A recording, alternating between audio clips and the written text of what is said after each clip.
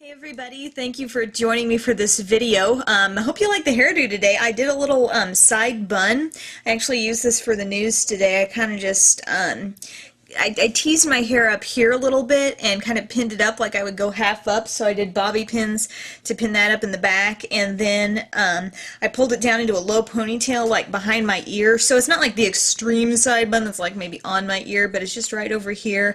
And then I teased the ponytail a little bit and kind of wrapped it around and secured it with some bobby pins. So I kind of like it. I think I might do it some more. You know, it's just a nice sleek look. So I might do a tutorial or something on that in the days to come. But this video is about the Maybelline SuperStay makeup, 24-hour makeup. And I must say, I wore this over the weekend for close to 24 hours. So I'm not really proud of that because I don't think you should be in makeup that long, but as you know, I do a morning newscast, and so when the makeup goes on at around 1:30 or 2 o'clock in the morning, you know, 24 hours later, I had gone to visit my sister, and I'd been traveling all throughout the afternoon, and then got there, and where I would normally, if I was going to be up later, you know, I might take a nap in the afternoon and then redo my makeup in the evening so it'd be fresh, you know, into the night, but didn't have that opportunity, so this definitely stayed on till it wasn't quite 24 hours, but it was close. So I really got a sense of how well this lasted, and basically just to introduce you to this product, it says Microflex Formula, Zero Transfer, 24-hour wear. My shade is Classic Beige, and I must say this shade works really well for me. It says withstands heat, sweat, and humidity, which was kind of hard for me to test since I wasn't sweating. And I mean, it's not summertime right now exactly, and the temperatures are quite a bit cooler where I am, so didn't really get to test that part of it. But it does say zero transfer, won't rub off. To sort of talk about that claim a little bit, when I had switched shirts and I had kind of brushed a little bit of the color on me, not intentionally, I wasn't trying to do that, but it did kind of serve as a test for this, and there was some makeup on there. Now, I don't know if that was bronzer, blush, highlighter, you know, like whatever else I had on top of the foundation. I couldn't quite tell if the foundation had, you know, worn off or not. I do have that foundation on today, though, by the way. This foundation. It says it is flexible, breathable, all-day comfort. I can't say that a foundation has ever made me feel uncomfortable, but yeah, I guess it's comfortable. It says oil-free, non-pore clogging, and suitable for all skin types. That's kind of where I'm going to get into why this I don't know that this is really maybe the perfect fit for all skin types. I use this all over my face. I used it under my eye area, all around my nose, forehead, chin, you name it. I feel like this withstands the first few hours of wear wonderfully because I get on and do the news, and I feel like I have it's a good finish, it's great coverage, and I like just the way it comes off. So, and plus the color selection is good, and this was a really good match for my skin. I feel like the color selection was good anyway.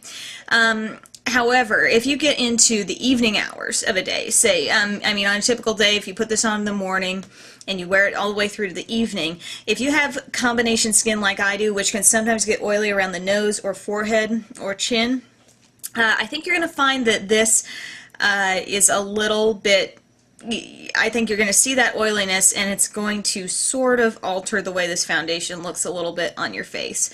It's still there. You know, it's still staying on your face, but I feel like I can see that oil, and I feel like I can almost see the makeup a little bit more. It's kind of hard to describe. I did have, ever since I've been wearing this for a little over a week, and I have had a little bit of a breakout on my forehead. I don't know if you can see it, but it's there. It's right in here. I had just a few little zits. I'm not sure if that's directly related to this or some other product I've used, but like I said, the coverage is great. The staying power is good, but I feel like this is not necessarily the best option, especially if you had really oily skin. I feel like my skin is mostly normal. It's heading into the season where it's actually going to get borderline dry, and this may be perfect.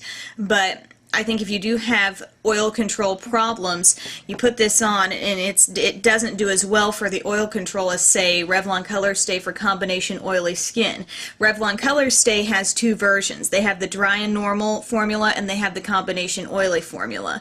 So if you do have that combination oily skin, this seemed to control the oil better for me than this did.